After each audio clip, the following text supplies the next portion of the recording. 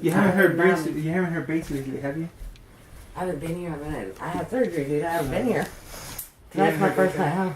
I'm sorry? You haven't heard bass, have you? Okay. Please don't let me hear it tonight, please. No, my car's not even here right now. It's okay. All right. Thank you, everybody, for coming and helping me with my speech project. It is on the 7 Wonders of the World. I'm sorry I don't have it completely memorized, but I'll try to make it quick for y'all. So everyone's heard of the 7 Wonders of the World, but few of them have seen them all outside of books and the internet, of course. To see these magnificent structures, you would have to fly to Egypt, Babylon, Greece, and after this trip, you have additional places that you would have to go. But once you spend all of this time, energy, and money trying to see these ancient wonders of the world, you would be severely disappointed. Other than the pyramids of Giza, all of the rest have been destroyed. So maybe the reason why the 7 wonders of the world is different, modern wonders of the world is different, is because all of the ancient ones, like I just said, have been destroyed. Sadly, the pyramids of Giza did not make the cut for the modern wonders of the world. So with all this talk of the wonders of the world, what exactly are they? Well, I'm going to break them down for you without putting my sister over there to sleep. So sit back, relax, make sure your seats and tray tables are in their upright positions, and enjoy the ride. Arms are hurting. Next. So everyone's heard of the pyramids of Egypt. These are the 3 built in Giza. They were built between 2584 and 2561 BC.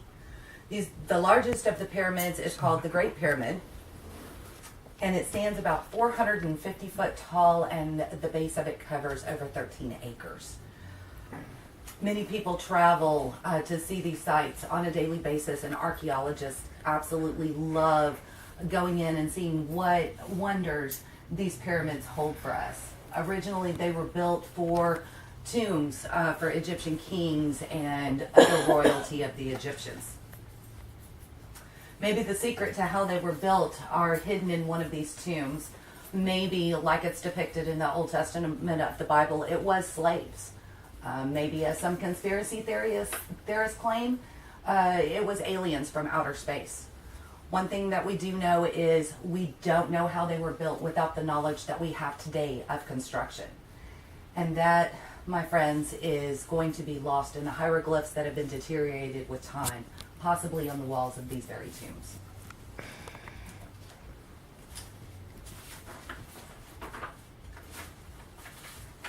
From Giza, we're going to travel to the Hanging Gardens of Babylon.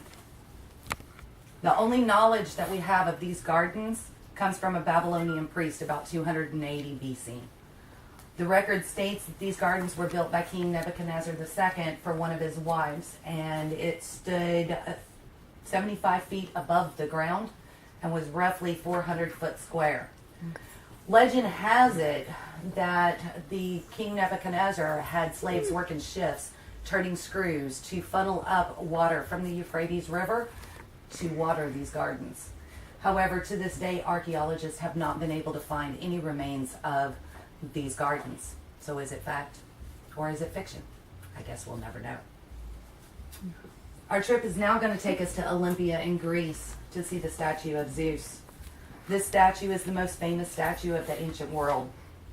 It stood about 43 foot tall and shows Zeus on his throne, as you can see.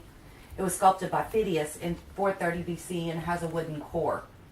Zeus's robe and ornaments were made of gold, and his flesh was made from ivory. Zeus wore a wreath around his head, and he held a figure of Nike. Now, this is the winged goddess of victory and not the running shoe, guys. In his right hand. In his left hand, he held an eagle scepter. It was the king's rod. About 381 AD, for whatever reason, Zeus was removed from Olympia, and he was taken to Constantinople. He was later destroyed by fire in 462 AD.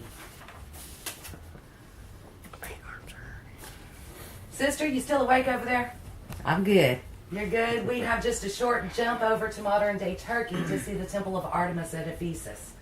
This temple is the largest and most sophisticated temple built in ancient times, built around 550 BC. And it has quite the story to tell us. It's designed by an architect and his son, and the temple was made entirely of marble except for the roof. It had a wooden roof and dedicated to the goddess Artemis. She is goddess of the wild animals. The temple was burned down in 356 by a madman, and a new temple was rebuilt. It was an exact replica of this one on the site. But unfortunately, Goths looted and destroyed that temple in 262 AD. The temple has not been rebuilt since, and archaeology digs have found traces of both temples and of 3 smaller ones built prior to this one. And since we've already visited some of the tombs of Egyptian kings, our next quest takes us to Halicarnassus in modern-day Turkey. This is the mausoleum for the Persian ruler Mausolus. Because of its size and the decoration that adorned this tomb, all large tombs have now been termed mausoleums. And the tomb stood about 150 foot tall and rested on a base that supported 36 columns. A pyramid rested on the colonnade with a statue of Molossus and a chariot perched atop the pyramid. The mausoleum was partially destroyed by earthquake in the 1200s AD, and only pieces of the structure and decorations remain. And if I can turn your attention to the window to your right, you'll see we're approaching a small island in the Aegean Sea. This is the next stop on the tour, the Colossus of Rhodes. This enormous bronze statue stood near the harbor of Rhodes and honored the sun god Helios. It stood around 110 foot tall and was sculpted by Greek sculptor Charis between 294 and 282 BC.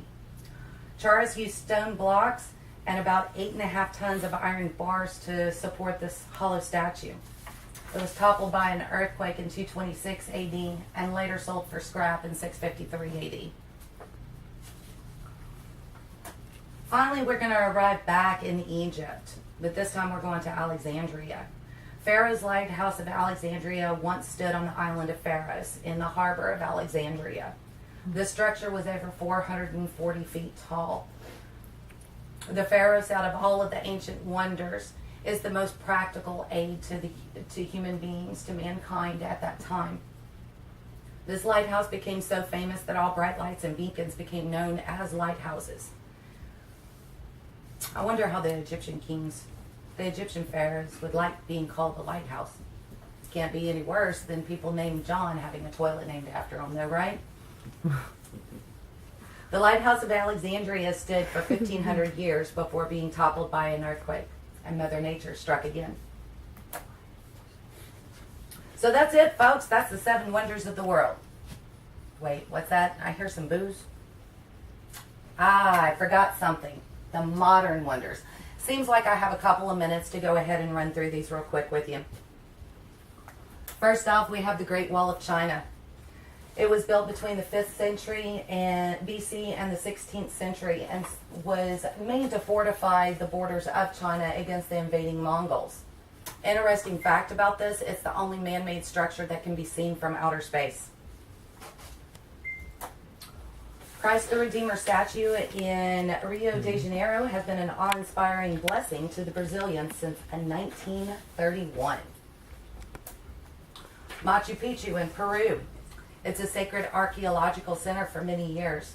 At the site lay the ruins of a once thriving Incan city from the mid-1400s. It was discovered in the early 1900s and can only be reached by foot, train, or helicopter. Chichen Itza in the Yucatan Peninsula of Mexico shows the genius and the splendor of Mayan culture. The Roman Colosseum is Rome's and Italy's most enduring icon. It was built about between 70 and 80 AD and was in use for about 500 years. It could seat about 50,000 people, and they had events there such as gladiator games and battle reenactments. Woohoo, good team. The Taj Mahal in India is a mausoleum built between 1632 and 1648 for an emperor's wife. It is considered the most perfect Muslim art of India. And finally, we have Petra in Jordan. Petra was declared a World Heritage Site in 1965. This civilization likely existed between 9 BC and 40 AD. and proved to be early experts in manipulating water technology and constructing intricate tunnels. So in conclusion, to visit the ancient wonders of the world, you will need a time machine to get there. Hopefully you know how to reach Doc from Back to the Future, and if not, well, you'll just have to fire up that computer or dust off that library card and do things the old-fashioned way. Read about it in a book.